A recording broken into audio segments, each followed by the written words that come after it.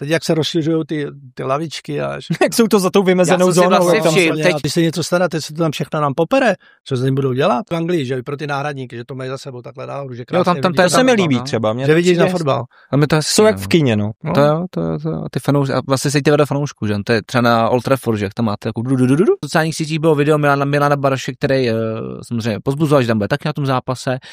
A teď šel to kolečko, že jo, a teď jak ukázal zadek na spartanský fanoušky, jaký vy na tohle máte názor? Já si myslím, že to bylo persona. Já si myslím, že se to nehodilo. Nemůžeš to tomu marketingu mít vůbec za zlý, že něco takového uděláš a nějak to uhnilo, nějaký kořínky něco někde a už se nejsme to trávníkáři. Nejsme trávno tomu rozumíme. Ale od té doby, jak já tohle sekal náhodou. No, ale to hřiště. Jo. Výhoda Baníku je, že nehraje kombinační a skvělý fotbal teďka, takže mu to ani ten trávník nekazí. Že ta přihrávka tam přišla včas, že tam přišel ten náběh. Mluvíme se o Patriku Vydrovi taky, že jo? Roste Patrik Vydra po boku Kána Karinena? Nevím, jestli se dá říct, že roste díky němu po boku. Vem si, jak vypadal před zase pár měsícema Kairinen, takže to jako, a tehdy by si vůbec neřekl, že Vydra vedle něj roste a měl si pocit, že naopak Vydra je ten, který aspoň chápe, co je to mít na srdci Esko a bojovat za tu Spartu. Mercado, který se prosadil opět. Super Mercado. Příchod i takovýhleho hráče ti může uklidnit i tou Presiáda. No, jsme to tady řešili. Vyvážili jsme to. Jsme to hledali, jakože to nemůžou přeci dělat. To přeci každý ví. Jak můžu dělat tyhle národnosti jakoby k sobě? A já jsem tady říkal přeci. Všude ve světě to funguje, jenom u nás by to nemělo fungovat. Spartu čeká utkání z Legie Varšava v konferenční lize. Jak je to zostování Krasničiho? Co můžeme očekávat od Sigmy Olomouc Fiorentina v Itálii? Když vypadnete v Mall Cupu vlastně s takovým týmem, tak to je průměrná sledovanost nějakých 450, 500, 550 zhlédnutí na tom zápase. A tady já se to pustím, já nevím, 2 dny potom, 5,5 tisíce. Ne, to je správný, já to mám rád a mám rád tyhle typy na tom rozhovoru. Není nic horšího, když přijde trenér a je odevzdaný v něčem, jako ne, pojďme se pohádat, já mám argumenty, že jste nevystřelili na bránu, vy máte argumenty, že stojíte za svým týmem. Bude Presiádo čeká. Statisticky. Jenom doporučuju, až ve druhém poločase 63. minuta. Víš, koho poslal na Hrot? To je taky otázka. Teďko na který straně? Na Spartě, myslím na Spartanský, tak tam na Slávy tam asi nastoupí Tomáš Korý. Plásnu Rahmány proti Slávy, 2krát se Fedon trefil. Filipanák proti Baníku, vždycky se na Baníku trefil. Tak třeba vsadit i na tohleto to, že oba týmy dají góla. No, určitě plus 3,5. Dámy a pánové, my vás vítáme u dalšího dílu fotbalového podcastu Mimo hřiště. Máme za sebou další kolo naší nejvyšší fotbalové ligy a před sebou pohárový týden, kdy se opět představí Slávě v Lize mistrů a tentokrát i pražská Sparta i ze Sigmou Olomoucí. Sigma Olomouc v Itálii, Sparta doma přivítá známý Shamrock Rovers, který minulý rok potkali v druhém předkole Ligy mistrů a úspěšně ho vyřadili se skórem 6-2. A já tu vítám naše fotbalové experty a fotbalového trenéra pana Josefa Chovance. Trenére, vítejte u nás. Proč by vypadáte skvěle, vy jste byl asi někde u moře, vy jste se opaloval, hodně na sluníčku jste byl. Čekám. Teď je nabitý fotbalový program, takže prostě jedete prostě, máte program velmi nabitý každý den teď. To je dobře. Fotbalově hlavně taky, že? Hlavně fotbalově. Hlavně fotbalově máme zástupce v evropských pohárech a samozřejmě máme to také naší novou tvář, už stabilní tvář. On nerad o sobě slychá, když mu říkám expert, ale po tomhle víkendu můžu říkat expert, protože jako jediný typnul správný výsledek zápasu Viktoria Plzeň FC Zlín, protože tady se s Václavem Kadlecem dohadovali o tom, že Zlín povede o poločase 1-0. Václavě to by to vyšlo, jenom že to posrali jiný týmy. No je to tak, se stává. Ale, hele, pro moji radost toho, že jsem zase nad Václavem vedu 2-0, porazili. Baník postoupil přes Austrii. Já jsem trefil Zlín v Plzni. Jako řekni mi, kdo bude tvrdit, že Zlín vyhraje v Plzni, notabene poločas. Je to krásně. Já myslím, že se ti usínalo krásně teda včera. No takhle, zase, abych to nepřeháněl, aby to nevypadalo, že jsem to tomu Zlínu přál až tolik, jako, že se mi usínalo krásně moje body. Na zadosti učinění oproti Václavovi to bylo a na tom bych to nechal. Nebylo to jako, že bych, ježišmarja, v Plzni prohráli, to mám rád. Škoda, že jste si tu ruku fakt nepodali tady, no. No je to škoda, no. Nabízel mi kurz 100, tak kdyby třeba chtěl, tak zpětně dá třeba 10 kurz, jenom 1/10 za tu 1000, jak říkal, nevadilo by mi to. Hned jsem mu psal o poločase, říkám, mám u tebe aspoň pivo, ne? Jako za to, že uznáš, že jsem se trefil. Nevypadal ani na to pivo, takže otázka, jak bys na to tvářila paní, kdyby mu odcházelo 100 000 účtu pak. To nevím, jestli se poklubil doma s takovou 10, že mohla přijít, že To nám pak Václav může někdy vysvětlit. Možná má svůj fond zvláštní. Třeba jo, třeba nadace Václava Kadlece. Fond na mě, že by jako přispěl dobročinná sbírka na prohry s Václavem. No ale tak zase spoustu zajímavých výsledků. Bohužel Plzeň si nepřivezla 3 body z Maďarska, z Ferencvároše, což je velká škoda, o to přijít v samém závěru. A můžeme u Plzeň rovnou zůstat, když jsme to už tady nakousli. Asi poslední teď jméno, který rezonuje od včerejška, od neděle v médiích, tak je to samozřejmě pozice trenéra Koubka. Zase novináři o tom píšou, zase se spekuluje o tom vlastně příchodem nového majitele, jestli to bude mít i vliv na to, že Plzeň má nového majitele, pana Strnada, který přišel do klubu, koupil klub. Rádi bychom chtěli poděkovat partnerům, kteří se podílí na tvorbě fotbalového podcastu Mimo hřiště, tím je YouRadio Talk, aplikace na poslech podcastu, audioknih i zpráv, a právě v aplikaci YouRadio Talk najdete náš fotbalový podcast o 2 dny dříve než na dalších streamovacích platformách, a také tam najdete spoustu dalších zábavek, to jsou podcasty, zprávy, ale také zmiňované audioknihy, tak si to určitě stáhněte. Aplikace si můžete stáhnout jak do Androidu nebo na iOS, tak určitě neváhejte a stahujte. Rádi bychom také poděkovali našemu generálnímu partnerovi, a tím je sázková kancelář Fortuna. S Fortunou máme na konci každého dílu typovačky na následující kolo naší nejvyšší fotbalové ligy. Teď nám ten tiket vyšel, to byla neprohra Liberce, výhra Sparty na Vaníku a také samozřejmě remíza Bohemky se Sigmou Olomoucí. Krásný tiket, zelená svítila, tak já jsem naprosto spokojený. A pokud vy byste si taky chtěli vsadit, tak si můžete třeba inspirovat naším tiketem, co dáváme na to následující kolo u Fortuny. A samozřejmě pokud nemáte účet, tak s naším promokódem, který máme Mimo hřiště, který zadáte samozřejmě při registraci účtu vašeho u Fortuny, tak můžete dostanete studní bonus až 13 Kč na první sázky. A to je krásný, na to si vsadit na nějaký zápas. A když vsadíte na zápas naší nejvyšší fotbalové ligy a tým povede o 2 góly, tak to máte vyhodnocený jako vítězný. I kdyby ten tým prohrál nebo remizoval, tak to je krásný, že to pro vás Fortuna má od této sezóny, a moc rád za to děkujeme. Chtěli bychom také poděkovat firmě AR Trade, která nám dodává tyto vitaminové vody značky Formův. Moc krát děkujeme za to, že se starají o náš pitný režim. Pokud vy byste si chtěli vitaminové vody pořídit, tak v hypermarketech Albert, Billa, Makro nebo košík.cz, a nebo samozřejmě pokud jste na cestách, tak čerpací stanice MOL jsou ideální možností pro vás, abyste si pořídili tyto vitaminové vody značky Formův, nebo také Billa Stop and Shop, čerpací stanice Shell, také tam seženete tyto vitaminové vody Formův. Moc krát děkujeme firmě AR Trade za jejich podporu a přejeme vám příjemný poslech našeho dílu. Jestli to ovlivní to, jestli trenér Koubek zůstane, nezůstane. Ty na tom zápase byl, včera si říkal? Jo. Tak pojďme na to, tu Plzeň, Viktorku Plzeň, za ten poslední týden, který máme, zápas na Spartě, zápas ve Ferencvároši a teď zápas se Zlínem, který víme, že kouše, ale málo kdo by asi čekal, že by si z Plzně odvez 3 body. Nakonec to tak dopadlo.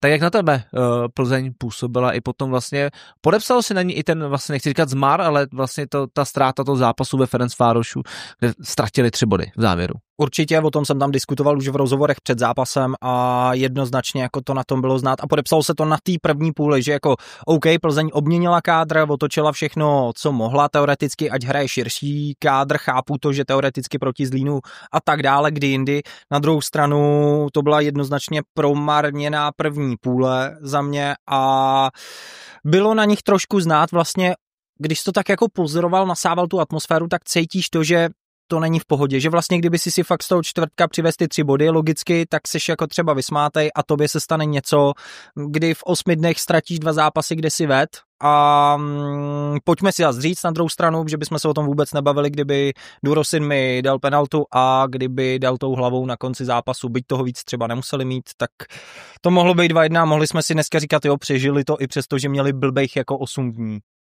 Cítím ten nádech, že to jako není takový souhlasný. Tak ne, pojďte. Proč? To zhodnotit teď. Stejná otázka na vás. Jo, je to podepsaný hrála Plzeň dobře, no. Hráli špatně, totálně špatně.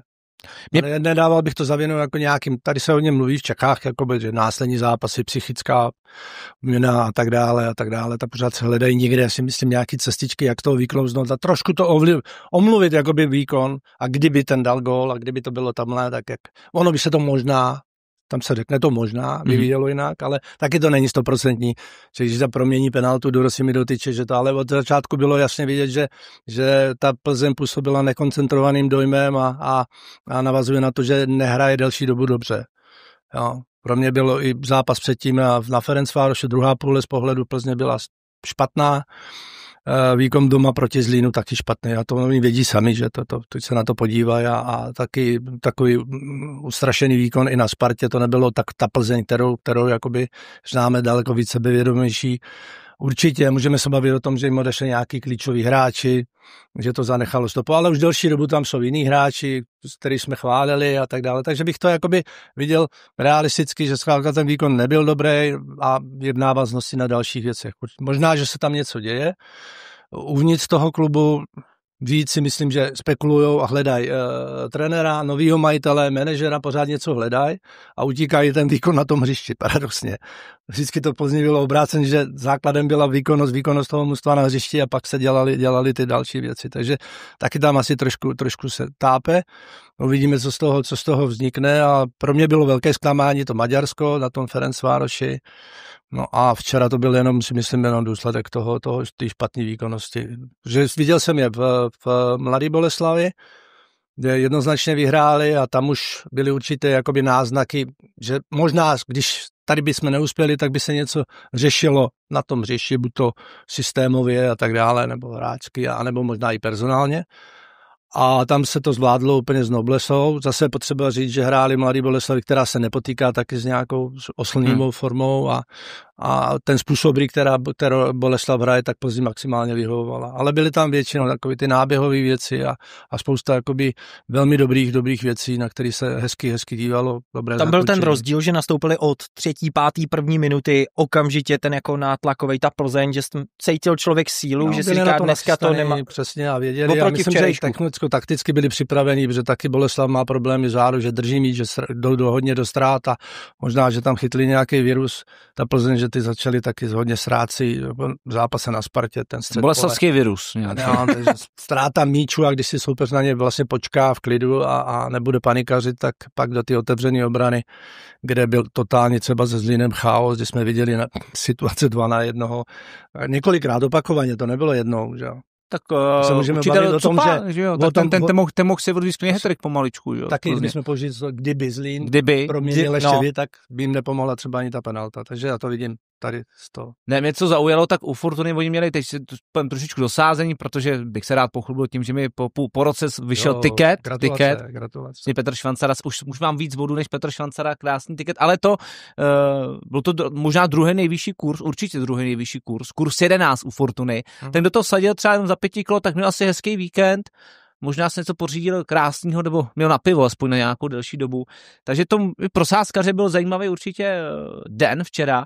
Ale co mě napadá u tohohle, tak pojďme si říct, že Zlín má po 10 kolech 17 bodů a 4. místo. Kritizovaný Zlín, pojďme si říct, tak už je to nějaký náznak toho, že by se se Zlínem mělo počítat, protože ta top 6, kdybychom si to teď řekli, tak ta top 6, málo kdo by to čekal po 10 kolech a můžeme být asi upřímný, tak první 3, tam máme taky menší změnu, je tam Jablonec místo Plzně, což na to jsme byli zvyklí. A pak tam máme Zlín, Viktorku, Plzeň a Karvinou.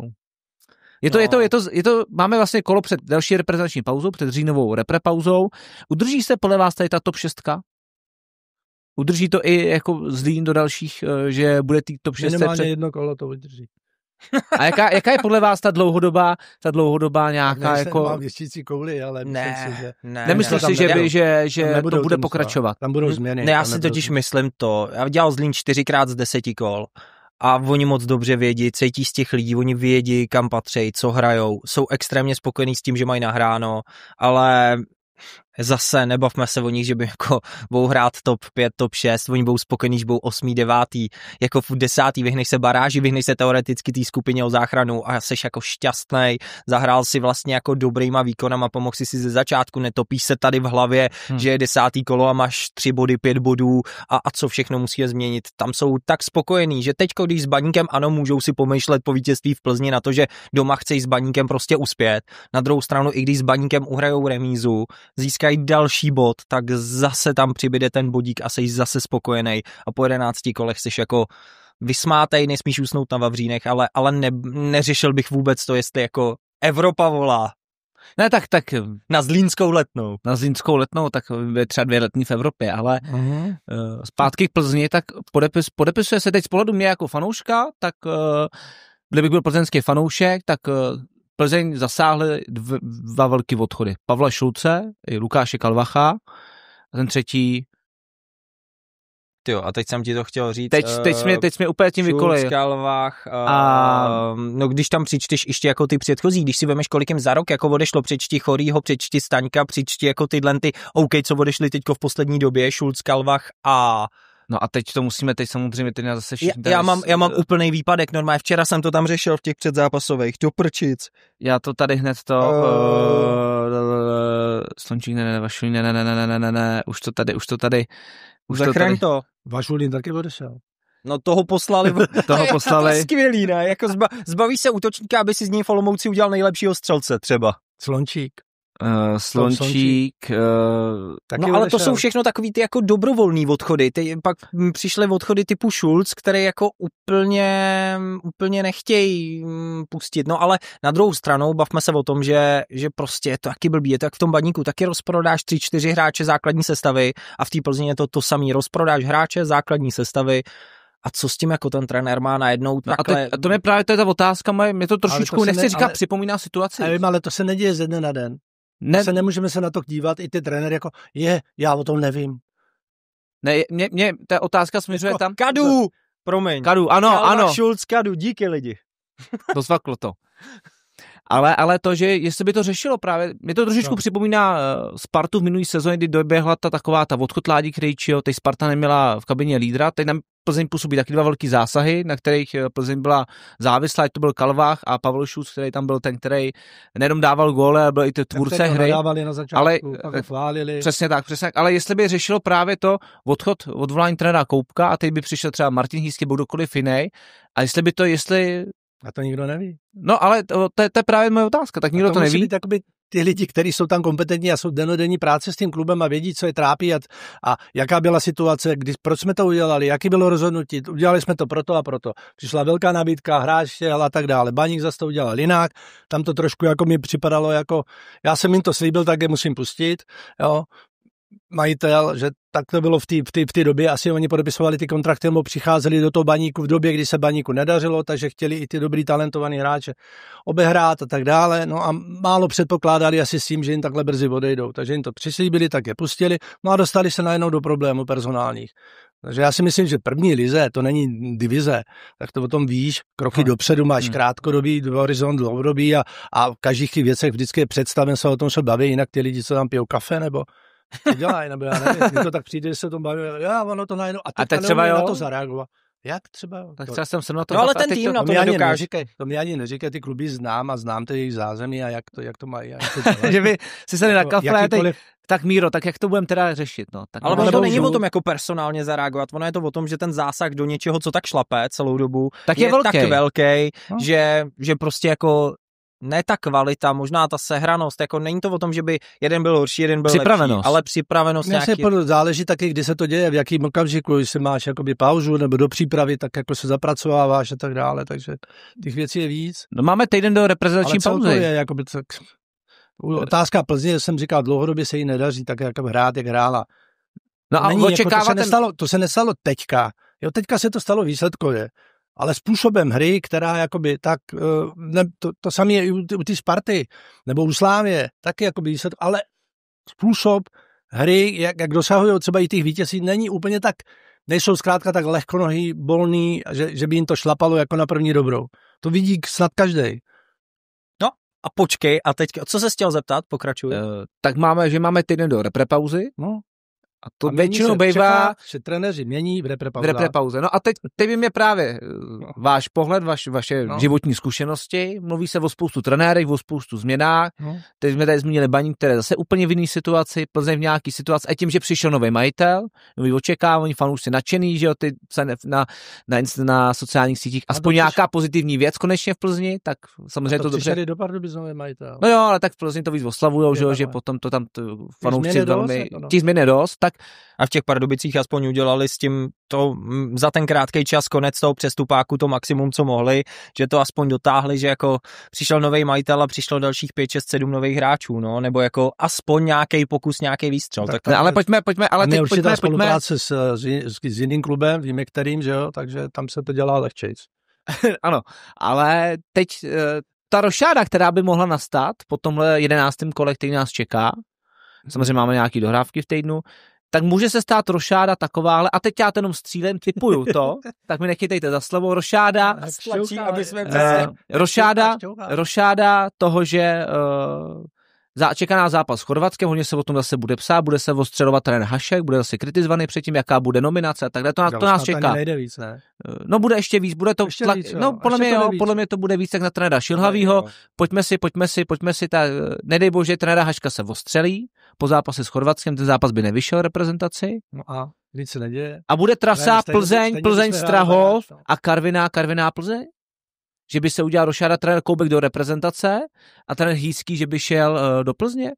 Nebo je varianta, že by trenér Kozel opustil výborně šlapající Jablonec, který má stejný bodů jako Slávy a ztrácí bod na první vedoucí Spartu. Na tohle je těžká odpověď. A třeba udělají zahraničního trenéra, proč že tady myslíte, že by udělali zahraničního trenéra? Plzeň. No. A proč by nemohli, jako, když už tady jako třeba jako za mě je to taky jako silná varianta. Jako my tady, jo, je to, ne, tak to já tady... hejbejte se a tak dále. Já tak řeším tu trasu jakoby logisticky teď. Jo, tak musíš ještě víc, jakoby... Takhle, já vám to kouči řeknu, minulý týden o něm vyprávěl, že už je u 9 křížů za Brnem. No. Říkal, že Karel říkal na 160. Karel říkal... Valmes. Tak třeba už je blíž, třeba už je na Pražském okruhu, ale ne, tak to mi tak jenom tak jako věštím z koule. Víš, že když jsem tady, tak já nerad spekuluju. Já vím, že vás vždycky jako zvedne za židle, tak já už... To je úplně masakr, motorovou pilou. Ne, tak... Jako když si vemu... Ale může být jakkoliv. Ale jsem to zažil, a teď vlastně jako spekulujou ty média, vlastně nepřímo tlačej, jakoby ty fanoušky do nátlaku a do ty sportovní veřejnosti. Dělají nervózní ty fanoušky. Ne, ty naopak využívají, aby oni vytvářeli tlak na ten klub a na ty lidi, kteří jsou tam zaměstnaní, aby ten trenér opustil, protože ano, a pak se berou statistiky, podívej se tamhle a zapomíná se na ty statistiky předtím, jo, takže... Já bych opustil ještě trenéry trošku. Můžu ti zůstat u té Plzně? Ještě Plzně, co tě trápí? Mě nic se trápí. Klíčové otázky na kouče. Kouči, byla to penalta včera v té Plzni? Tak u nás se pískají různý penalty. Já vždycky říkám, penalta je, když je rozhodčí odpíská. A pro mě končí tím pádem další spekulace nad tím. Nespekuluju hlavně. Dobře, a tak já nespekuluju, já se ptám. Z pohledu pravidel určitě. No, a viděl jsem v Premier League Arsenal, penalta, která byla odvolaná, tak to tady by už byla i červená karta, samozřejmě tady u nás. Tam ten VAR všude funguje jinak, že jo? Ne, i ty pravidla jsou vykládány tak a tak, že dvojitý trest a jedno s druhým, ale pravidlově a každý se to snaží pravidlově. Já si myslím, že v té Anglii to pravidlově by řešili úplně super, to tady by se lidi zbláznili, kdyby řešili do brankář. To je moc už po No ale tak chceme něco dosahovat. Jsme rádi, že umí s tím videem teď, jo, že ta karbonovačka. Já to dělal, já byl v komisi rozhodčíte, že vím, jak je to složitý. Dřív byli u monitoru, který byl 25 palcový, že jo, a tak dále, neměli žádný studio, neměli offside lineu a další věci, které potřebuješ ty práce a víc kamer a víc náhledu. To, co jakoby divák vidí v televizi a pak je tlačen komentátoři, za mě to byla penalta, aniž by se podíval na opakovaný závěr, tak už ty lidi dostává, no to je jasný, v televizi to říkali, takže už se tady předbíhá něco. No a v té Anglii jako tam to posoudili, takže golman při tom obrany zákroku, když šel proti hráči, tam nešel, ale špičkou nohy nepatrně se dotknul míče, který tečoval a tím pádem se rušilo to podstatě jeho kontakt toho útočícího hráče o jeho koleno, lehce štrechnutí a opadnutí. A kdyby kopající do Rosinmi byl váš hráč, chtěl byste, aby šel kopat, když byl faulovaný? To jich nechávám na hráči. Necháváte já zažil Romária PSV Eindhoven, ten nekop 3 penalty za sebou a šel na 4. A byla rvačka. Tak to jo. To jsem byl jeho spoluhráč. No, ale tak a za kterou stranu jste serval? Já jsem se nerval, ale to bylo jedno, tak to je velký hráč a on si to veme a si myslím, že to umí a vykopal, když to nepromění, tak v jiných zápasech dokázal dát tolik gólů, že to bych nehledal v tom. To je v podstatě u nás se to řeší a faulovíci by neměli jít kopat a ten by neměl to. No včera to bylo v nějakém tom komentáři, v tom highlightu, v tom sestřelu, tak to říkal. A to jsem říkal, já jsem se na to ptal trenéra Koubka, on říkal, jo, jak byl jako určenej, vlastně jako, že on říká něco ve stylu, jako teď to odlehčím. Ne, on jako, že něco, hele, tak je to cizinec, on tyhle ty naše pověrky a český jako pravidla nezná, takže mu je to jedno, že byl faulovaný, že pokud to nemáš striktně jakoby daný, tak jakoby necháš to na ty volnosti, jak se kdy i ten hráč sejtí. Jo, máš třeba, může jít kopat, já jsem zažil taky spoustu hráčů, kteří byli určení a přišel zápas a jsem rozklepali a nechtěli kopat. Pak jsem šel kopat, já nedal se mi. A o tom to ne, je. Tak to je. To je, no. To jsou různý věci, to je taková zajímavost, no, ale většinou se stává ty hráči, který jakoby dávají branky, chodí kopat, tak si to veme a kopne to. No a teď právě potom, když to nedopadne, tak když ji promění, tak se nikdo nebude ptát na tuhle otázku, že? Byl jsi určený? No, to už se nikdo nezeptá. Tak o tom nepochybuji, jako že byl určený, o tom nepochybuji. Jenom jako spíš mě na tom fascinuje to, že ten tým jako si do toho nehrábne sám kapitánsky něco nějak někde. A kapitán byl Červ, tom, že kdyby tam byl Červ kapitán, kdyby tam byl Vidra. A to je další věc, zase jakoby to mužstvo, jak funguje ten tým a tak dále. To je jakoby další věc a je vidět, že tam asi není podle toho jako úplně všechno OK. Ještě poslední otázka na Plzeň, protože Plzeň dneska věnujeme spoustu času, už 24 minut. Je dobře, že zůstává u kormidla Adolf Šádek v Plzni? Je to dobře i pro Plzeň a pro to, nebo... Já si myslím, že jo. Naopak uměl byste si představit Plzeň bez Adolfa Šádka? Tak normálně se stává někde, že přijde nový majitel a umění úplně všechno. No ale jestli to ukazuje to, jak je vlastně Adolf Šádek důležitý pro Viktorku Plzeň a jak zná to prostředí, jaký má vliv. Já si právě proto myslím, že je to jako fajn, že jasně přístup vyhodit všechno je úplně jako OK, legitimní, přišel jsi tam, takhle to vymeteš a potřebuješ začít od začátku, protože s něčím do toho jdeš, ale jestliže do toho jdeš s tím, že víš, že tenhle člověk jako to pod ním klape, dokázal tady odvést svůj kus práce a odvede ti znova dál a on je tomu jako loajální, tak proč by ne? Za mě jako jednoznačně je to spíš přínos, protože zná to prostředí, zná všechno okolo. Tak já myslím, že tam se situace uklidní brzy tím, že tam ten nový majitel přijde. Myslím, že ta nervozita byla i s tím spojená daleko víc a přenášelo se to na hřišť. Takže s tím novým majitelem se to všechno jako sklidní a tak dále. Takže to bude v pohodě a Ada je tam v podstatě doma a ten klub de facto vybudovali od menšího funkcionáře, protože já ho znám léta a vím, jak začínal a kde začínal a jakou cestou prošel a kam se vypracoval se až do těch nejvyšších pater i fotbalové generality v Čechách a za uznávaný odborníka, tak si myslím, že to byl úplně rozumný nebo nejrozumnější krok, který mohli nový majitel udělat. Pojďme na páteční utkání, který rozehrálo to 10. kolo, bylo to malé pražské derby mezi Sláví Praha a Duklou. Dukla už má za sebou jak zápas s Bohemkou, který nezvládli, zápas na Spartě, který taky nezvládli, a třetí zápas do třetice na Slávy, který taky nezvládli, prohráli 2-0. Velký návrat Tomáše Chorýho, tak mě by zajímalo, bylo... Bych ti do toho hned skočil. Pojď. No protože mě, jakože vlastně to prezentuješ jako nezvládli. A kdybych chtěl být jako ďáblův obhájce, tak ti řeknu, ale doma s Baníkem jako sahali po 3 bodech. Já se bavím o té pražské éře, po té pražský tur se bavím. Dobře. Pražskou tur nezvládli.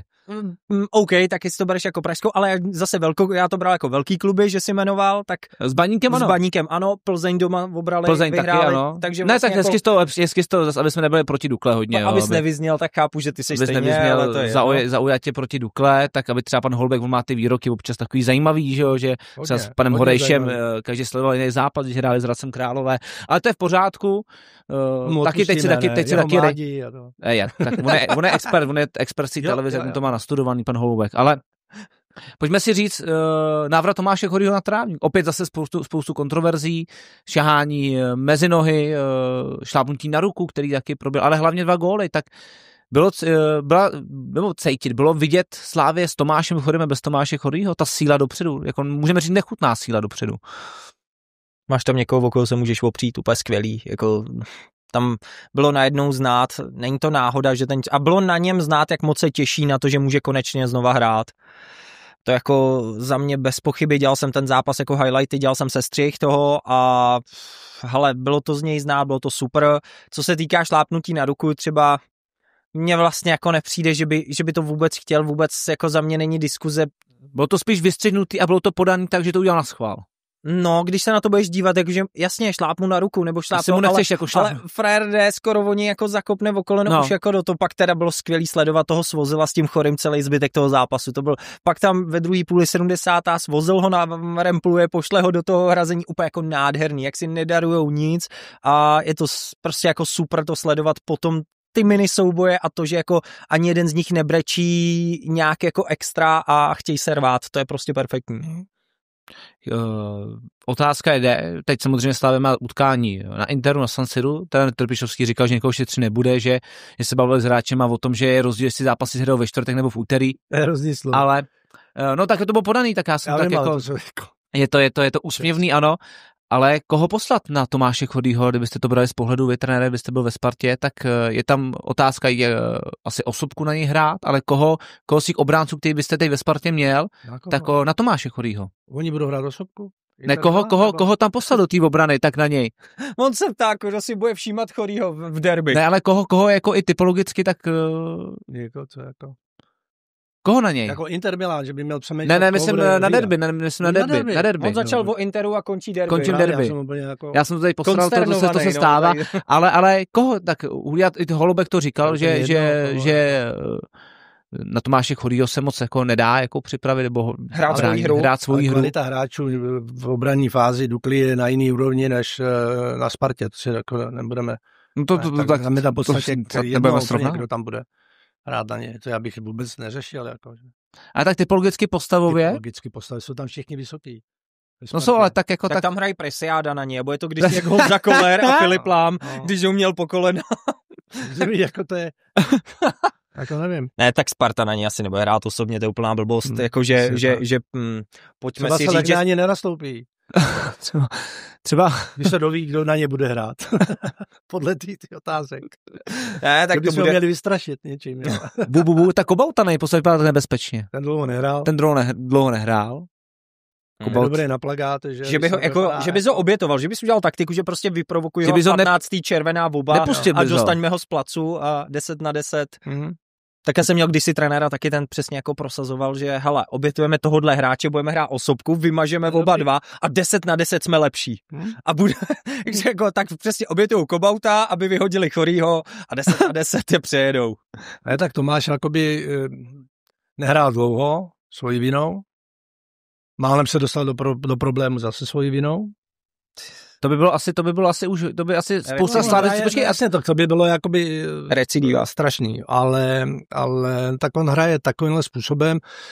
Trošku si myslím, za mě se sklidnil, ale no, uvidíme za mě je jakoby vypnutý, v tom jakoby zainteresovaný do té hry a nepřemýšlí vůbec, co může jakoby tím svým způsobem hry, které hraje, může způsobit tomu protihráči. No a toho trošku jakoby limituje, takže víc by měl mentálně se na to připravovat. A korna derby, ne třeba? Ne, k tomu, na všechno, tady teďka v Miláně jedno s druhým, jako to se...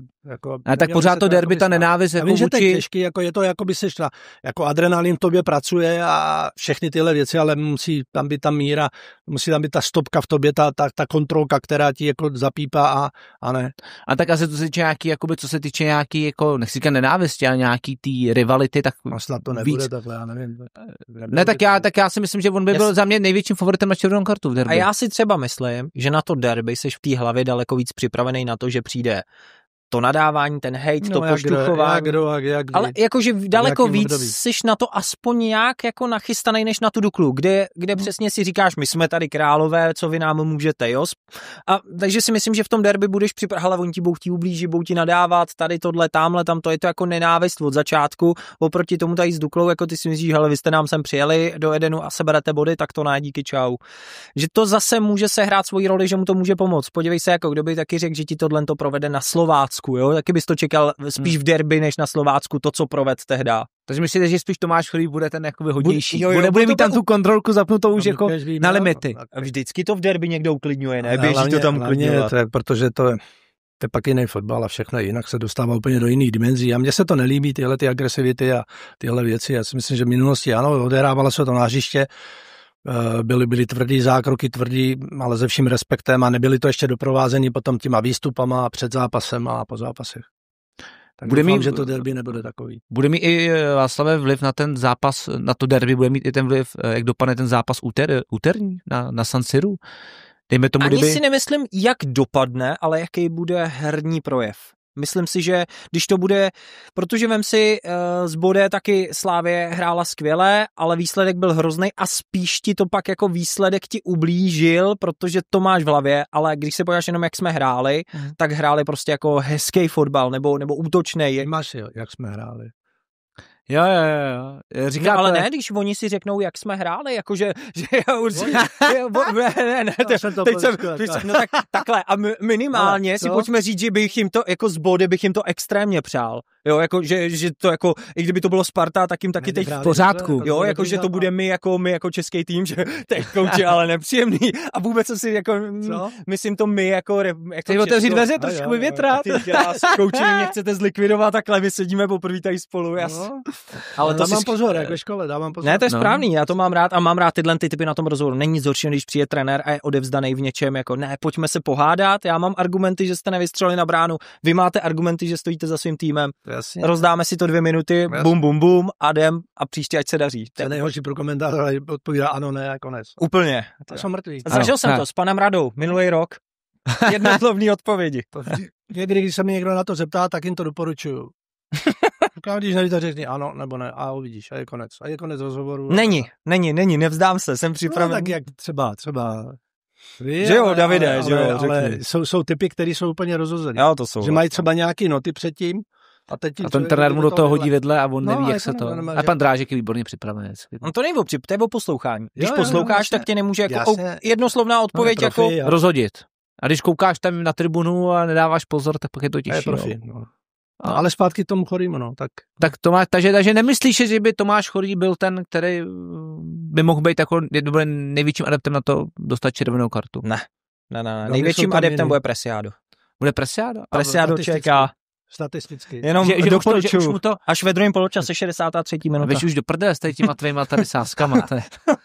To prostě to vytáčí jako čím dál tím víc, ale no. Preciado nebo Pavel Kadeřábek v tom zápase? Oba dva? Že se vsadí buď na rychlost nebo na jako zkušenost. Nebo oba dva, umíte si představit, že by se... Hráli, ne? No hráli, ale tak moc to tam neto, ne? Co jako neto? Klapalo to podle vás? Hráli, ne? Taky hráli. Hráli a vyhráli, ale ty bys postavil oba dva na tu pravou stranu. Tým Kadeř, takže jako mě by se Kadeřábek spíš jako líbil. Kdybych si musel vybrat jednoho z nich v případě, že ti nedovolím oba, tak jako pro mě je to víc, no, ale... Může být ten zápas čtvrteční proti Šamroku pro Spartu takový nakopávací, jaký to asi nebude to... Se nepotřebuji nakopávat. Jako a ne, tak je to i zase... Derby? No vůči derby, ale spíš je to... Oni jsou teďka v pohodě, přejeli Baník, tak se jakoby... Tam jim to spíš může ublížit, protože tam se čeká, že to jako uděláš, ne ty body. Jakoby klid, ale zase je pravda, že takhle dlouho slabý Baník už nepotkají. Jo, a očekával jsem ještě další branky, že přijdou druhou půli, tam už... No jsem byl zklamanej teda, to já jsem zaseklo. No, takže tak, no. A uvidíme. Co očekáváte od tohohle derby? Bude to asi úplně derby, než jsme měli v minulý sezóně. Tak je to důležité. Teď je najednou Sparta v pozici, že... Pro prognózy, které jakoby vznikaly, Slávě jednoznačně a uteče a bude a teď najednou tímhle zápasem se to může postavit úplně jinak. Najednou Sparta je náskok 4 body před nima a budou tahat zase, Slávě bude tahat za kratší konec. To je jako z pohledu tady toho, je to zajímavý. Pohledu českého fotbalu super, protože 2 nejsilnější kluby se potkají, krásný derby a krásný atmosféře určitě, tak aby se to na hřišti nepomlátilo a nebyla z toho selánka nějaká, což by bylo špatně. No a Slávy trošku bude jakoby určitě nevýhodit přesně, jakoby když podle toho odehraje dobrý zápas na Miláně, tak jim to může pomoct, pokud by to tam neodehráli tak slušně, tak by byli dost nervózní před tím derbym, si myslím, a udržet ty pak v nějaké ty maximální koncentraci by to bylo složitější pro ně. No, remíza a Jablonec na první místo v repre-pauze. Může stát cokoliv. To je Míra, proto tam měl hezký nástup, hele. No, Český lize cokoliv. Co může stát, to víme. Koho poslal na Hrod? To je taky otázka. Teďko na kterých straně? Na Spartě, myslím na Spartanský, tak tam na Slávě tam asi nastoupí Tomáš Chorý. Právě si říkali jsme teď. Ale na Spartě taky, tak Honza Kuchta, který tam víme tu minulost a víme, jak to pravděpodobně ještě pořád tam to máš v sobě, tu takovou, že chceš se ukázat proti klubu, kde si dřív strávil nějaký svůj čas, nebo dát Rahmányho, kterýmu se daří střelecky a víme, že proti Slávii se byl schopen prosadit 2krát v Edenu. Já nevím. Máš to takový, já bych do toho vlastně jako nešahal. Já bych jako držel to, co ti teďko se dělo, tak bych to držel, ale chápu. Tak baví se i Lukáš Harasin, že by měl být fit už na derby?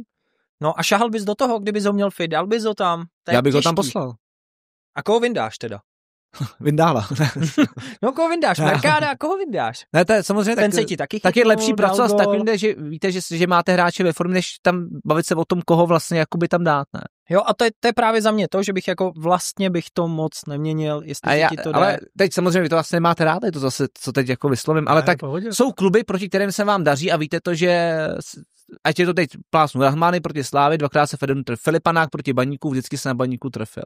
Tak třeba vsadit i na tohleto to, že ne to štěstíčko, je takový to, že to máte v hlavě, jo, dal jsem mi 2 góly. Ale tak určitě teď to bude ovlivňovat jakoby rozhodovací možnosti sestavy a dalších věcí. Jako určitě ty trenéři a celý ten štáb se o tom bude bavit a budou vycházet z toho, asi budou se snažit udělat to nejlepší pro ten svůj tým a nebudou za mě nějaký změny nějakého charakteru, které by nebyly vyzkoušeny. To takovým stavu Sparta není, to spíše jakoby Slávě, protože ty mají zraněný hráče, byla tam Viroza, takže tam spíše obávám, jak oni budou schopni zvládnout v obraně i personálně potom to postavení. No, v obraně se bavíme ve Spartě, ne? O tom jakoby nemluví, protože se nedostáváme k tím informacím, jak jsou na tom.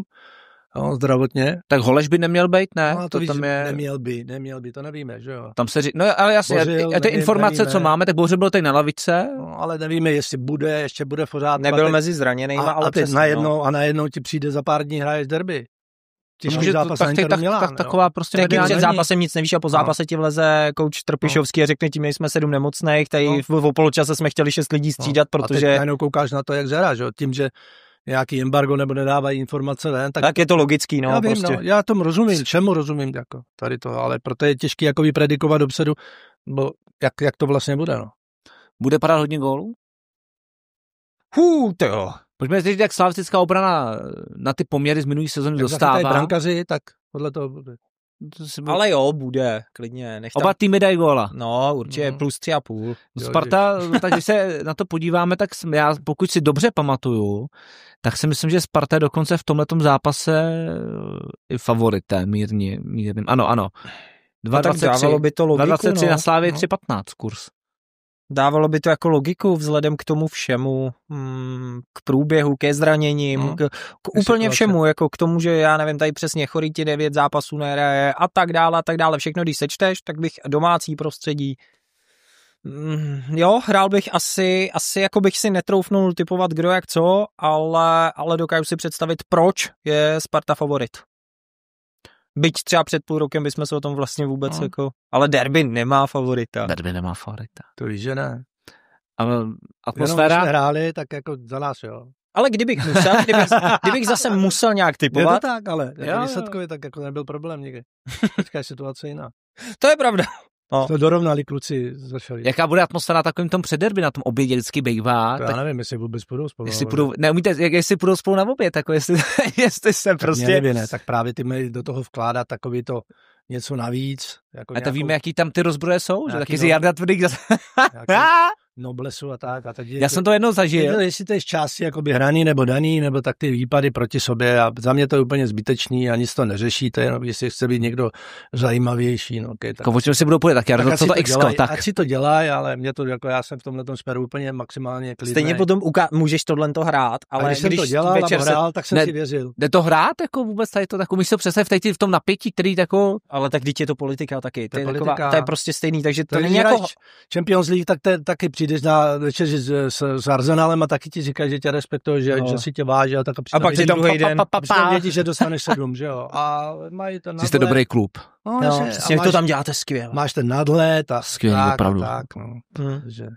Že může se stát, no. Ale na druhou stranu teď, jak to tak přečet a přemýšlím o tom, tak bych vlastně jako a vzhledem k historii posledních, já nevím, půl roku, co Slávě, tak bych se nebál hrát nějakou 0-2. Jo, jako vlastně jenom proti kurzu. Kdybych musel, tak bych vlastně jako, jestli to na tu Spartu není zase až, že mě to jako, abych byl přesvědčený o tom, že Sparta vyhraje, to zase úplně nejsem a že jako by tam Slávě neprohraje v nějaký síle té sestavy, trenérský štáb, kde si co si, tak bych jako šel asi do neprohry Slávě.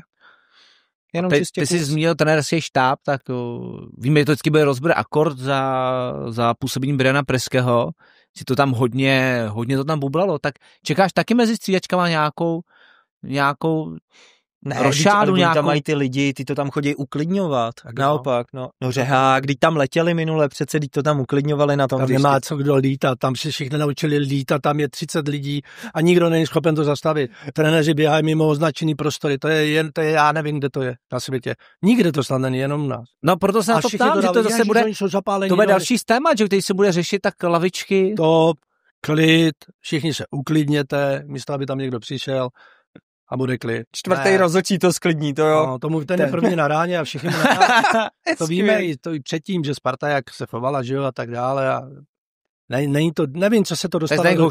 Nevím, co se to dostalo do českého fotbalu, nevím, tohleto je to hruza. Jako. Čtvrtý rozhodčí bude první na ráně. Včera jsem byl v té Plzni a já nevím, 70. minuta, ten Zlín, faul, něco a tak se hádali čtvrtý rozhodčí. Tečka, za 2 minuty nějaká další akce a zlínská realizační jako štáb křičí na svýho hráče na hřišti a říká, proč tam nešel, musí sem. A ten čtvrtý už automaticky, co jsem jako, už počítal s tím, že řve na něj a já tepu svýho hráče, jako co mi to mu nadával, tak byl skvělý, no. Ne, jako tam, jako, si myslím, že to je jasné pravidlo daný a je to jenom o tom dodržování. Tam mají lítat jako všichni a já nevím, co se stává. Spartanský doktor nafackoval, že jo, teďka v Liberci tam srazí toho frajera ze Slávie, že jo, co to je tohleto? Je normální tohle? Měl by to být nějak víc potrestaný, měl by to být třeba zákaz, on je potrestaný, ten klub potom následně potrestá, že jo, jako rozváže s ním třeba pracovní smlouvu a tak dále, ale víte, to je strašný, to jsme někde na Balkáně, to je, vy to kazí ten produkt jako celek? Jako kazí to ten projev, jo, celkově chápu.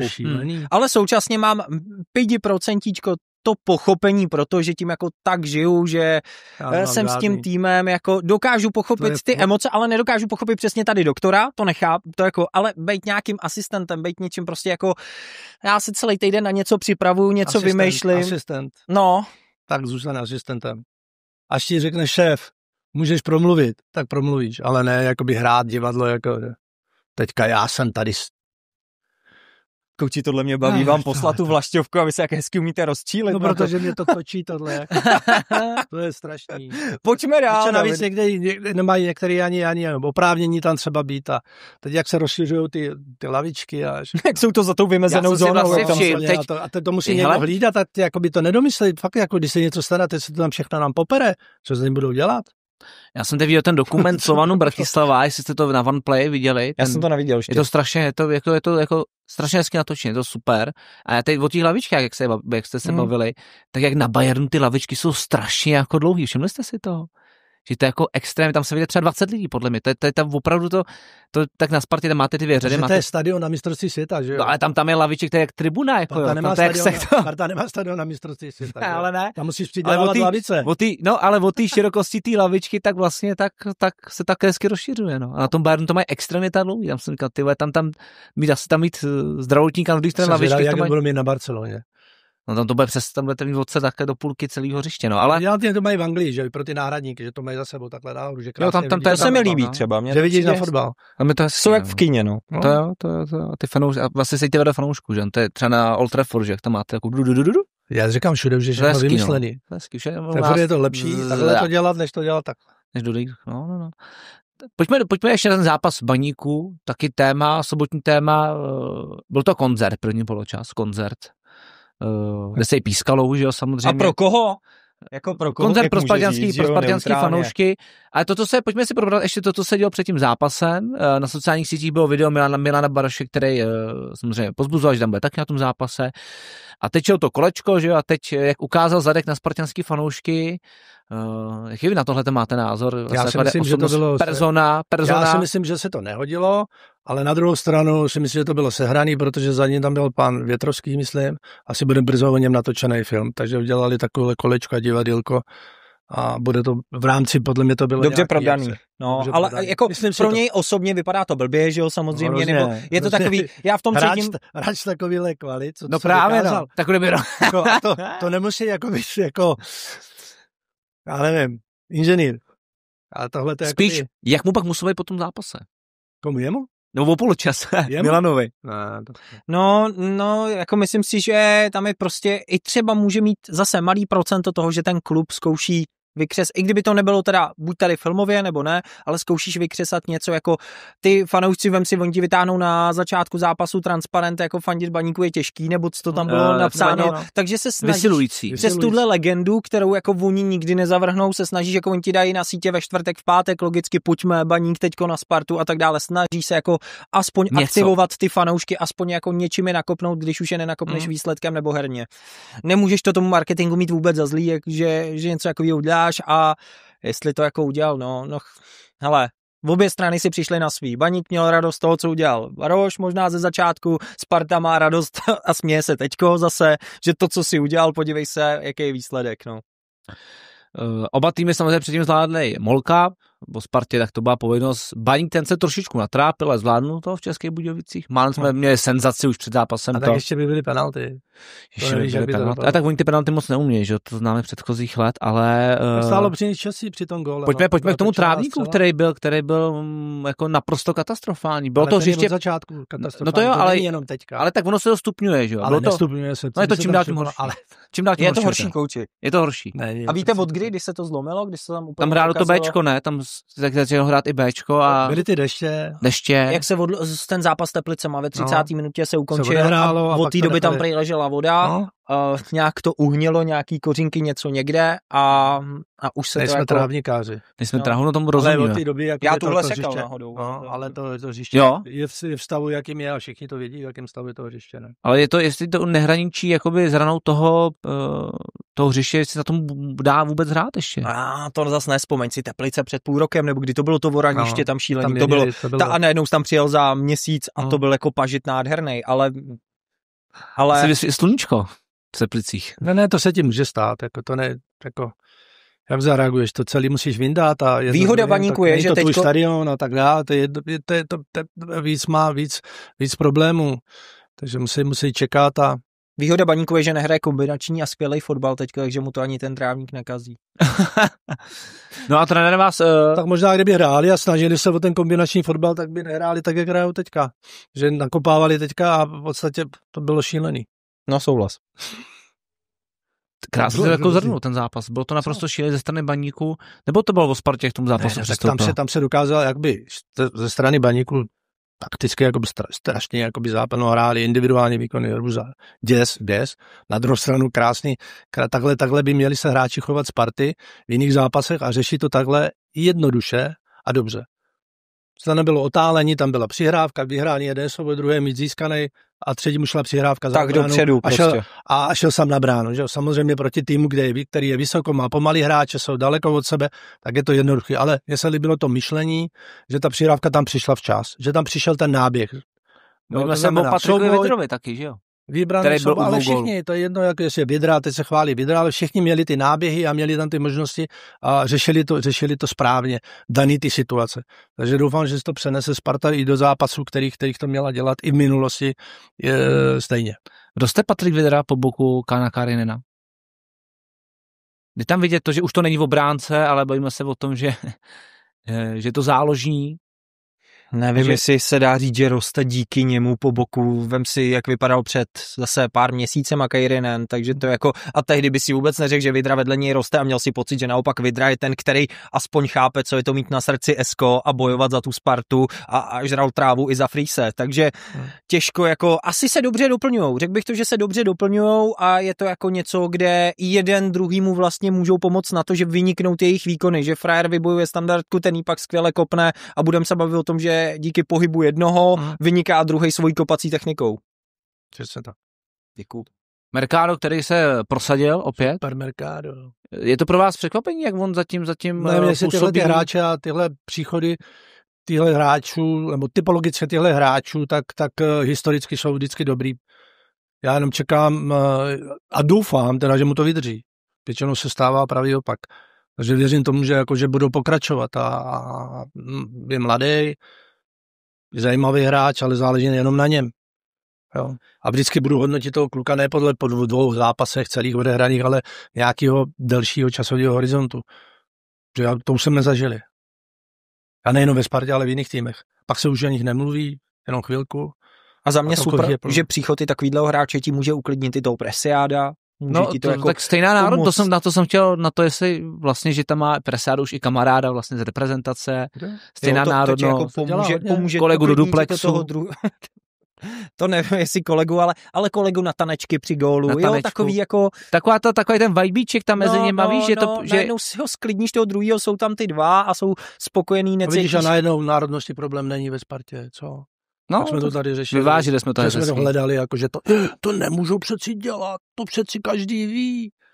Jak můžu dělat tyhle národnosti jakoby k sobě? A já jsem tady říkal přeci, všude ve světě to funguje, jenom u nás by to nemělo fungovat.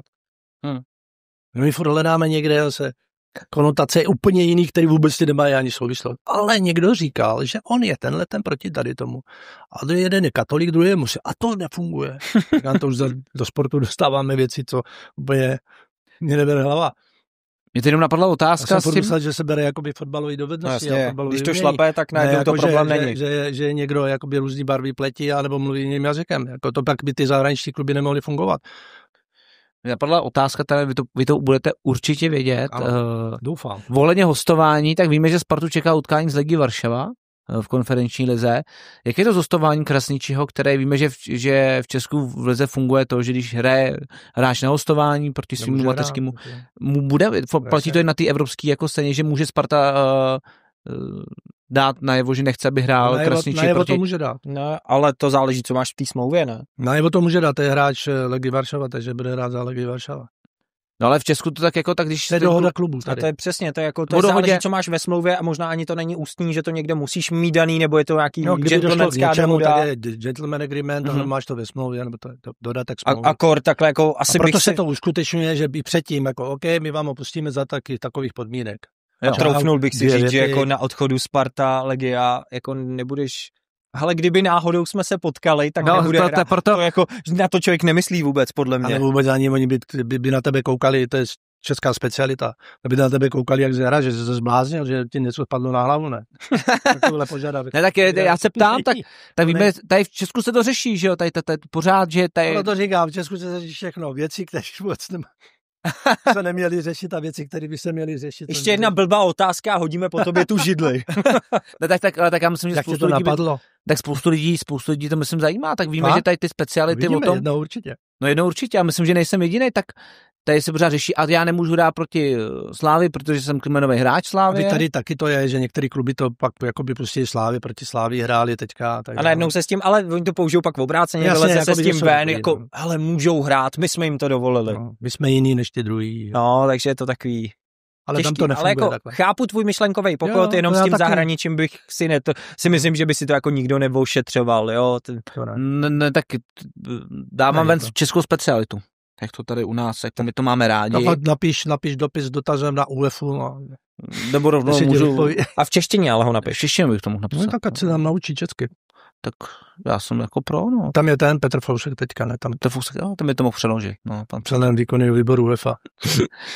Další pohárový na závěr, pohárový zástupce, který se ukáže v Itálii, který je to Sigma Olomouc. Tak pojďme na to. Sigma nezvládla zápas udržet vedení na Bohemce, ten zápas skončil remizou 2-2. Tak krásně, co můžeme očekávat od Sigmy Olomouc Fiorentina v Itálii? Bude to zážitek asi pro spoustu fanoušků, pro spoustu hráčů? Pro celou Olomouc. A fotbalově? Oni to udělali chytře a oni vypustili ten Mall Cup v těch Nových Sadech, aby neměli ty dva poháry, věděli, že se chtějí soustředit na tu Evropu, tak vypustíš Mall Cup. To je v tom bordel, který musel věnovat víc. Tak naštěstí cesta domů byla krátká. Takže právě v těch Nových Sadů jako řekli si, hele, pojďme to pustit rovnou, jo, a teďko už víš, že jako v té Evropě už nemáš kam uhnout, takže já nevím, nějaký finále zhruba. No, ale to by mě zajímalo, protože jste ředitele jste dělal tak... Když vypadnete v Mall Cupu vlastně s takovým týmem, tak to je průser. Kdo by za to měl teda nést tu odpověď? To je jako strašný průser, ne? Když jste v obhájce, obhajujete se říkalo, že pokuty a tak dále se šahalo na platy a na to a takový ty vykřičníky a tyhle věci se dělalo. Je to zbytečně, jako je to úplně jako... Takhle jste zbytečně jakoby zmuchal jednu soutěž a poslal jste ji jako pryč. Jako vidíš, že se to děje celosvětově, celoevropsky, jako to se ti stane. Co měl dělat Manchester United? Manchester United vypadl na penalty, přesně. Jako, ale a bojovali až do poslední minuty, ale gól a pak vypadli na penalty, že jo. Pak ty hráči, kteří u nás jakoby tou optikou všechno koupili za 20 milionů liber, ten to musí umět kopnout a frajerovi to flákne doprostřed, on to chytí. No, alebo to kopne vedle. Přestřelí branku. Je to průšvih, samozřejmě. A nikdo si to nepřeje a já to ani nikomu nepřeju, aby to zažíval, tyhle ty věci, protože to tě jakoby na další dobu tě to jakoby přibrzdí. Asi musí utejct ten čas. No, jasně, přeží, protože ty jako třeba z pohledu toho trenéra dáš důvěru tím hráčům, tak jako oni chtějí vždycky celou točka. Hráč potřebuje důvěru, ty mu ji dáš. No. Pak říká, mám mu dávat tu důvěru, když on mě schlame tady z divizí nebo z 3. ligou. Jo, a teď jakoby otázek je v tobě potom takových plno a tak dále a někdy to možná i končí tím, že už nikdy ten hráč třeba tu důvěru nedostane a tak je to hazardování, no, tak jako měli by měli, ale stávají se ty věci, no. Hrozný, no. Takže a tím člověk, jak už tam nebo nejsem, jako, tak kdybych u toho byl momentálně, tak tě to drtí ještě daleko víc. Když člověk tam není, tak se mu to lehce mluví. Jo. To se ani snad nedá kousat, ne? To fakt jako... To je prostě průser s městským rivalem. A my jsme vypadli taky se Sokolovem. Na penalty jsme vypadli. Jo. To je hrozný. To si jako představíš se druhý den sejdeš a dáš tam ty hráče, že jo, a penalty a ten to flákne někam a nazdar a jdeš domů. Věnuje se tomu, dáváš tomu stejně zodpovědnost, stejně. No a teď si dáváš, dál jsem víc, proč jsem neudělal tady otázek, proto ty hráč ten, jako OK, tomuto vypálí se z hlavy a jedeme dál. Bo, jak tam šli na ten stadion ty hráči přes tu zahrádku, ty hospody. Viděl, já jsem si to, ale mě to nedalo, že jsem si to pak zpětně pustil je vtipný, teda když si dáš TV.com Nové sady, průměrná sledovanost nějakých 450, 500, 550 zhlédnutí na tom zápase. A tady já jsem si to pustil, já nevím, 2 dny potom, 5,5 tisíce. A říkám, tak z toho dobrý, jak jsem se upodil jako na fragmenty určitý, na ty penaltu a tak dále. A ty fanoušky jako nádherný. Přišlo mi teda super, ocenil bych Olomouc za to, jak to jako dokázala kousat, protože ty se jim tam radovali před obličem, ne, že by se jim vysmívali, ale prostě máš jako tu radost, kolikrát za život jako porazíš ze 4. ligy, prvoligou a to jako fakt to je rivala městskýho, že to je derby, to bylo derby Olomouc. To je potupa strašná. To je prostě obrovský derby, že jo, tam jako... Ale hlavně vem si jako tomu klubu, to přinese, kolik přišlo lidí jako na vstupenkách, na klobásách, na pivu, ty jako většinou jako tenhle pidi klub nebo divizní klub počítáš s tím, že získáš nějaký prachy, super, přivedli jsme ligový tým, vypadnem, ale získáme tím prachy na půl sezóny, záleží, jak to máš udělaný. A najednou tobě se podaří postoupit a přivedeš jako další ligový klub a zase přijede někdo super a uděláš jako dvojitý ty prachy vlastně, což je jako super přínos, co se týká kasy. Je to jako... dotace. No, na nový hřiště. Co by za to některý týmy dali. No pojďme na naše oblíbené sázení s Fortuna s naším partnerem. Samozřejmě já teď najíždím na vítěznou vlnu, minulý týden byl vítězný a už to jinak nebude. Věřím v to.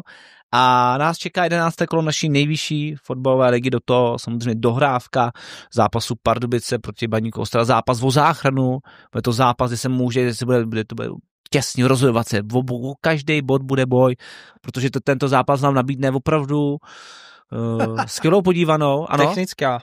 Liga přišla o nejstaršího trenéra, Plzeň odvolala Koupka, spekuluje se o možném nástupci a dočasně povede asistent. Tak vidíme to, tak Marek dokonce Bakoš. Dřív, tak vidíte, tak my jsme nemuseli spekulovat, tak možná trenér Hýský už je na cestě a už se možná za pražským okruhem na D5 čeká teď tu na ten nájezd, že jo, čeká. Vždycky kolona hrozná. Dočasným pověřením byl pověřen Marek Bakoš, přesně tak. No, tak to mě, tak víme, tak možná trenér Hýskýho čeká poslední prostě zápas v Karviné, no. Došli jsme ke společnému závěru, že mužstvo potřebuje okamžitý nový impuls a vzájemně se dohodli, že ukončíme spolupráci, vysvětlil pro klubový web generální ředitel. A teď bych se vrátil zpátky, co jsem říkal na začátku dílu. Jestli Marek Bakoš zůstane asistentem trenéra 21. No, to je další. Jo, to má další jakoby dopady, no, to záleží, jak dlouho jim bude trvat, než, ale no. Seženou toho trenéra. A myslím, že to bude rychlý. Ale takže já jednoznačně Marek Bakoš, tam přijde nový impuls, přišel, že v podobě trenéra, teďko Plzeň změnila, takže piš mi tam vítězství Plzně rovnou. Teď na to sázející okýnko, ne? No jdeme, no, s naším partnerem. Ty koukáš, jak zjara. Ne, já už vidím teda, totiž jsem viděl trenéra Hejskýho už teď na sjezdu na Plzeň, nevím, jak to vždycky stojí. On furt s ním jede. No Ořek, že jo? Pražský okruh ve směru na letiště 9. Nepustí Slávě tam. No já si myslím, že teda Hejský už. Ale nepustí, ty si myslíš, si můžeš myslet, co chceš. Tak, pojďme na to. Tak našem termínu Fortunou budeme radši sázet. A ti říkám, ten určitě třeba myslíš, že se mu povede ještě jeden tiket letos. A co kdyby šel Hysky do Slovanu Bratislava? Ne. To co? Tam trenér Weiss to tam. Co kdyby Pryške odešel ze Sparty? To určitě ne, tak by prostě neříkej už. Tak, pojďme na... Dostane nabídku z Bundesligy, jak se psalo. A půjde okamžitě. Konečně. Z Mohuče dostane třeba nabídku. Nebo z Brém, nebo z Leverkusenu. No. Ty by vyměnili dalšího trenéra po 14 dnech. No taky dělají skvěle. No tak pojďme na ten tiket s naším partnerem Fortunou. Samozřejmě prostě ta zelená vlna se musí nadále, prostě zelená vlna, to se musí to pokračovat. Tak Václav, začnu u tebe, tak chceš Plzeň jedničku teda dát, 1,47. Plzeň je pozor. Doma zase, z Hradcem. No. Plzeň je největším favoritem. Mají tam ten pohár. Kola 1,47. No Plzeň nemá poháry teď, ne? Má Evropu taky. Podle mě ne. Nemá. Má Malmö? Malmö? Jo, hrou týden. Podle ještě mě. Tu jsme, ten frajer by vůbec nevěděl. Tak počkej. Ale víš, že děláme šance ligu, jako první ligu Plzeň a tak. Hraje se i ve čtvrtek, no jo, hraje. Oni hrajou taky týden po týdnu hrajou, jo. To se hraje vždycky tak. No to já vím, ale tak začíná Liga mistrů, začíná samostatně. Ten zmrzlinový pohár, ten konferenční liga se hraje jednou za čas. No jo, vidíš to. V tom tvým šamroku, jak ty říkáš. No jo, vidíš to. Shamrock Rovers. Tak to bude hodně nabitá. Teda teď tě to hodně zaskočilo, no. Ale... Malmö, a nejdřív si to musíš domluvit doma s paní. Jestli jako můžeš koukat. Ta budu na Slovensku v té době. Tak jestli mi to Fico dovolí, ale...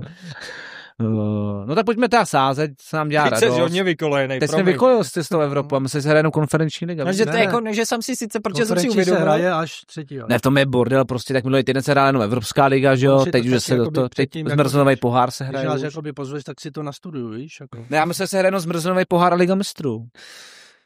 A on se hraje Evropská.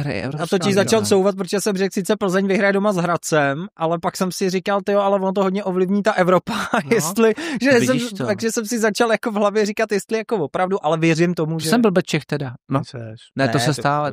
Tak my jsme ten zmrzlinový pohár, no. Ale horší by bylo, představ si mě, jak jedu do Plzně s Hradcem třeba v tu neděli a dělal bych, vy jste hráli nějaký pohár, vy jste hráli jako Evropskou ligu z Malmö. Oni na Ferencvároši dostali v 95. Už asi nehráli moc dobře, že o tom nevím. Já se dostal zákaz taky do Plzně pak jezdit. No to bych dostal zákaz od televize hlavně, že jako nevím základy. Ne, pojďme se věnovat týmu tiketu, který se stavíme s naším partnerem Fortuna, tak 1,47 největší favorit kola, Viktorka Plzeň, jo. Největší 1,47. OK, věřím. Podceňuji Hradec, nebo Hradec má nebo koho? Hradec má na vítězství 6-10, jo. No je tam smrdí 0-2, ale tak další zápas můžeš vybrat. Já v tom Hradci teď byl a bohužel. Ale hele, pojďme Zlín Ostrava. Ty jsi o tom zápase. Zlín Ostrava, no, a jak to tam máš, kurzově? Hele, kurzově je to 2,78 na výhru domácí Zlína, 2,40 na výhru Baníku a remíza 3,35. Takže Baník je favorit ve Zlíně. Je. No tak to jsem, ale řekl jsem, že Zlín neprohraje, tak dej mi tam 1-0. Takže neprohru dáváš, neprohrá 1,52. No určitě. Jako ten Zlín, ten bod urve. Já jsem taky to cítím. No a zápas dalším, chceš něco? No chtěl jsem říct, že pozor, oceňme Zlín, který fauloval doteď 20 faulů za zápas a včera v Plzni 4 fauly za druhý poločas, 6 faulů za první, 10 dohromady za celý zápas. Plzeň 18 faulů, jako to je úplně otočený. Zlín do téhle chvíle hrál fakt jako každý zápas plus 16-17 faulů. To bude taky vstadit příště. Ne. Liberec Bohemka, na fauly, to je statistiky. Pardon. Liberec Bohemka. Liberec i majitel Ondřej Kaňa Liberec jako... No a kurzově? Hele, kurzově je tady Liberec favoritem 1,85. Tak to se mi zase tak nelíbí, ta Bohemka je taková všelijaká. Nevyzpytatelná, no, úplně. On Martin dostal třeba taky, jo, tak on na té lavice, teď je tím manažerem, tak... Ale zase ten Liberec hraje moc hezky, tak tam dej 0,2 na Bohemku, ať Martine, my ti věříme, jestli ne, můžeš za to ty. Nemyslím si teda, že by Bohemka měla... 84, hele, celkový kurz. Já hraju jenom kurz, nemyslím si, že by Bohemka měla tak, jako vyhrát. Trenére, je to vaše teď. Tak hned vám to napálím. Derby pražských S, který uzavře vlastně 11. kolo před reprezentační pauzou. Jedničku na Spartu 2,23. Trenére, ale vy to vůbec nehrajete jako expert, vy to hrajete srdcem. Mladá Boleslav Slovácko. Tak favoritem je Sparta. Mladá Boleslav Slovácko. MBčko.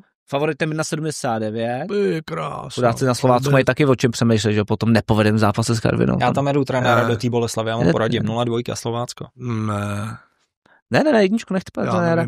Trenéra a zápas. Tam nemá kdo dát gól, ty kluci jsou Šlágr. jako... Počkej, a ten kouč neřekne, jste řekl Boleslav, že vyhraje? Ještě ne. To neřekl, ty Nevím, on já tam myslím, že napsal dáte jedničku Boleslav. rovnou. Aha, no tak to ne, tak co dáte? Neprohra Slovácka, 90. Výhra Boleslav. Tam dám, co bych kříž? tam dal, počkej. To se dlouho nedával kříž. No, já dávám kříže, že jo? No. Maximálně kříž tam může být. To je tam kříž. 3,90, pozor, tak to už jsme pana Drážka přeskočili, máte kurz dával teďka góla, ten 8,70. Ani to nedal on gól. Nedával, podle mě. No a pak Šlágr. Alan Marinelli. V tom dával, jako vystřelil, ale on to někdo tečoval. No. Šlágr kola, Dukla Teplice. Šlágr kola, Dukla Teplice.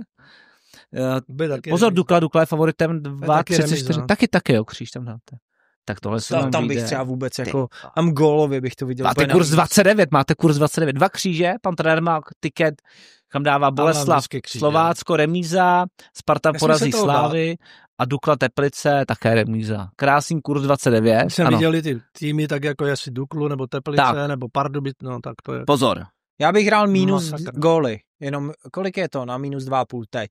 Jako Dukla Teplice? Ty Teplice prostě minus 2,5, 1,76. No to není hezky. To už je... To je zbytečný dávat. Nedej bože, budou 2 penalty, 3. Tam už by byly penalty, ty jsi v životě viděl písknutou penaltu na Dukle. No to je pravda, Dukle moc ne, no. Na Dukle záleží, kdo tam bude delegovaný, na to si pak ještě musíš počkat taky, kdo je penaltový, kdo není. Pak ty kurzy spadnou, že jo, tak.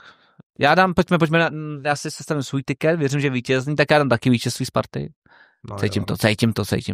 Říkám 0-2. Jako ale tak ty si tady to... Ne, že bych to přál. Hele, výhra Jablonce na Sigmě 2,59. Věřím Jablonci. Ty to uzavřou, budou chtít být první, budou druhý, přeskočí Slávy, 2,59. Tam není jakam. Z Itálie rozhozená přijde Sigma, bude rozhozená. Plný zážitku. Budou ještě u sochy Davida tam, že jo. Si udělají všichni fotku s Davidem. A Jablonec sem přijde nabušenej, že jo, nabušenej. A pak prodej hned tu svoji, jakoby ty nabité zkušenosti z toho zápasu hned dalším zápase s Jabloncem. 2,59 Jablonec vyhraje na Sigmě. No a pak koho, jo? No a pak koho? Se zaleknou toho, hele. Zaleknou se, že můžou jít na první flag, Davide. Jenom tě varujem. Koho tam máš? Já dám neprodu Zlíno taky. Zlína? Tak to dáš. Nebo dvojitou šanci. Kdyby Zlín. Já dám dvojitou šanci, že Zlín vyhraje aspoň jeden poločas. 2,29 a možná mám větší kurz, ne, to nebudu mít. Já mám 13 na kurz. A tak to je hezký, to je takový skromný. Tak, a vyhraješ, no. A vy máte hezký tiket, kolik tam má skromný, ty máš 4, 4, prosím tě. Jen 4, ty jsi mě totiž nedal příležitost toho Jablonce, no. A chceš ten Jablonec? Jako mě trošku mrzí. 4 zápasy? Já bych tam fláknul ještě Liberec. Chcete fláknout, a co Liberec teda na váš tiket? Jo. Ono bude sněžit už asi víkendu. Když jsem viděl toho brankaře, to jí bolem. Takže trenére, vy máte pozor, máte 53 kurz. No tak to je krásný. Pojď do mě. Ty vole. 53 kurz, tak to je krásný. To počkejte, že vám to dáme za 5 kilo. 26 950, to je hezký. To je krásný. A vyplácíš hned tady, nebo jak? V keši vám to přinesu. To hned letím pryč.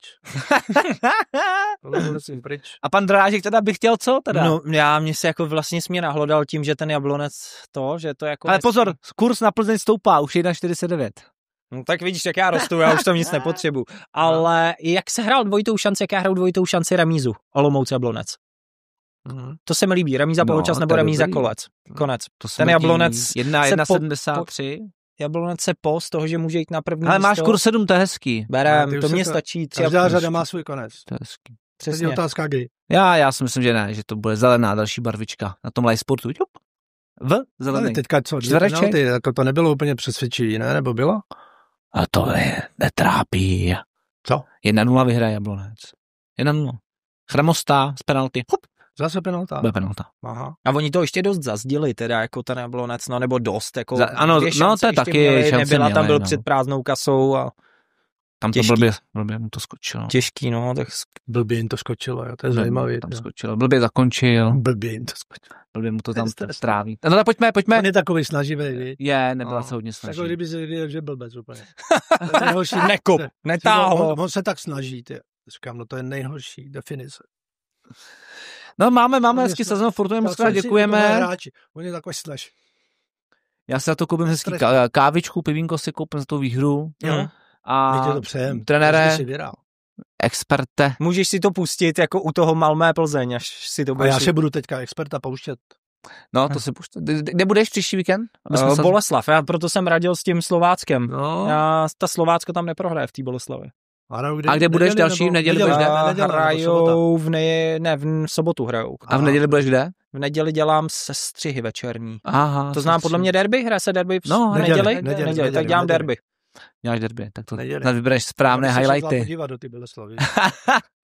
A já když dělám sestřih Sparty, tak dělal jsem sestřih Sparty, když Baník porazil 3-1 doma, dělal jsem sestřih v téhle sezóně Hradec, Sparta, 2-1 prohra, tak jenom jako taková návodná že možná, a byť jako se mi to dělá o to hůř, jo, pojďme si říct, že by si dělalo jednodušší. Václave, já už ti to vypnu. Mějte se krásně, vidíme se další týden, trenér, jste dorazil a vidíme se opět za týden, mějte se krásně, ahoj.